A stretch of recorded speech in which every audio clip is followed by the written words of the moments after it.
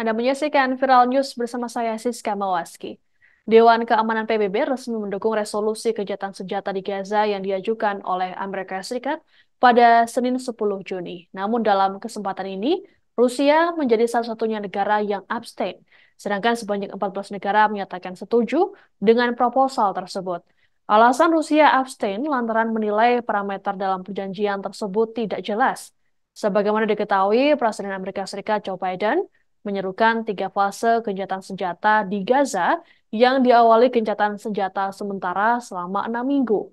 Resolusi tersebut mendesak kedua belah pihak untuk sepenuhnya melaksanakan tanpa penundaan dan tanpa syarat. Utusan Palestina untuk PBB, Riyad Mansur, dalam konferensi pers pada Senin 10 Juni di New York menyambut baik resolusi DKPBB tersebut.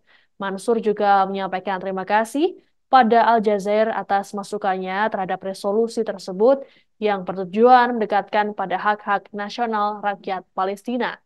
Lebih lanjut, Mansur yakin warga Palestina juga ikut menyambut baik resolusi ini. Sementara itu, sikap serupa juga disampaikan oleh kelompok Hamas terhadap resolusi gencatan senjata ini. Hamas menegaskan mereka akan bekerja sama dengan para mediator, yakni Mesir, Qatar, dan Amerika Serikat untuk melakukan negosiasi dengan Israel. The draft resolution to the vote now. Will those in favor of the draft resolution contained in document S/2024/448 please raise their hand.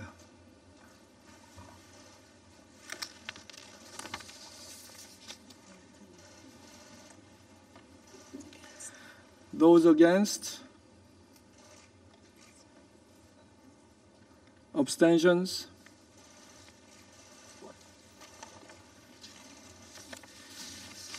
The results of the voting is as follows.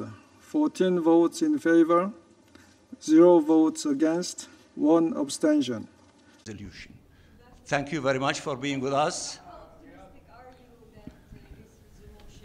Will be implemented, given the fact that, despite the fact that the Americans are saying that the Israelis accepted this offer, we still, until now, didn't hear any official Israeli statement in that regard. Did you get any assurance that this will be implemented, that the Israelis did actually agree? Well, the proof is in the details, and we want to see that, that this resolution to be implemented beginning with the ceasefire, and that this ceasefire to be permanent.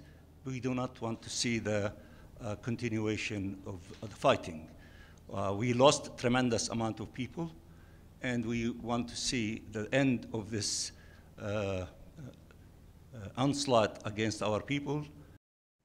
Menteri Pertahanan RI sekaligus Presiden terpilih Prabowo Subianto menemui Raja Yordania Abdullah II bin Al-Hussein di Amman, Yordania pada Senin 10 Juni. Dalam kesempatan tersebut, Prabowo menyatakan bahwa Indonesia akan terus memantau perkembangan di jalur Gaza, Palestina. Pasalnya, saat ini jumlah korban jiwa dan luka terus bertambah, termasuk anak-anak. Prabowo dan Raja Abdullah II membahas bantuan kemanusiaan dan pelindungan untuk rakyat Gaza sebelum digelarnya konferensi tingkat tinggi atau KTT Call for Action, Urgent Humanitarian Response for Gaza atau seruan untuk bertindak tanggap darurat kemanusiaan untuk Gaza. Lebih lanjut dikatakan Prabowo bahwa Yordania adalah salah satu mitra paling aktif dengan Indonesia dalam memperjuangkan rakyat Palestina. Keduanya menekankan pentingnya upaya bersama internasional untuk mengordinasikan dan meningkatkan pengiriman bantuan kemanusiaan ke Gaza. Raja Abdullah II juga menggarisbawahi pentingnya KTT Tanggap Darurat Gaza ini digelar. Menurutnya, hal ini sebagai upaya untuk mengordinasikan dan meningkatkan bantuan kemanusiaan ke wilayah tersebut sehingga meringankan kondisi kemanusiaan yang sangat buruk. Ia pun menekankan perlunya gencatan senjata segera di Gaza dan pelindungan terhadap warga sipil.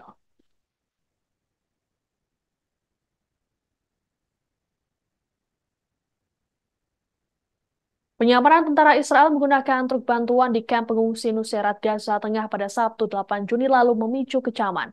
Sebagaimana diketahui demi membebaskan 4 sandera Israel, pasukan IDF menghabisi nyawa 274 warga Palestina.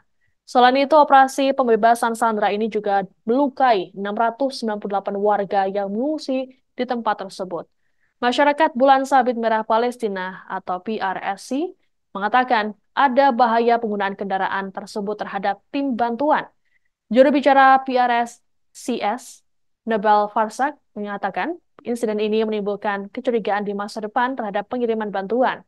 Sementara itu, militer Israel menepis tuduhan bahwa pasukannya memasuki Nusairat dengan truk-truk bantuan.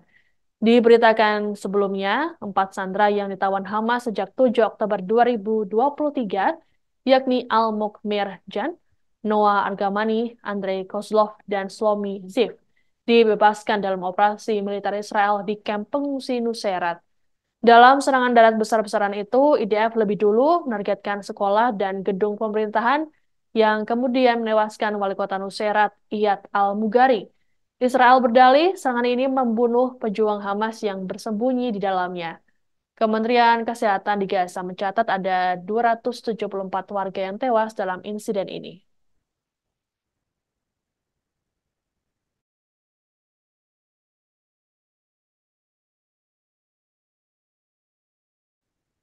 Hamas menuding Amerika Serikat ikut terlibat dalam serangan di kamp pengungsi Nusairat Gaza Tengah yang menewaskan 274 warga pada Sabtu 8 Juni.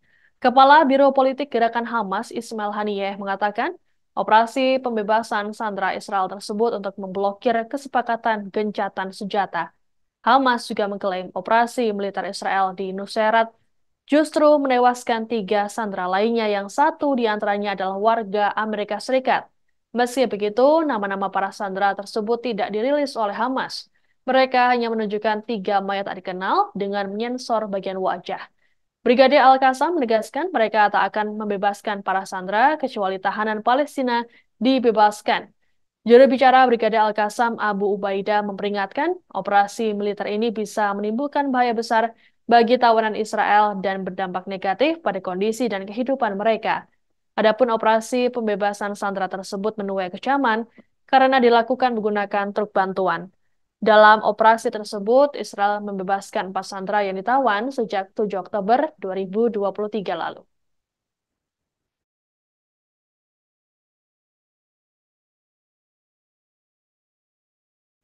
Demikian Viral News kali ini, saya Siska Mawasi pamit, sampai jumpa.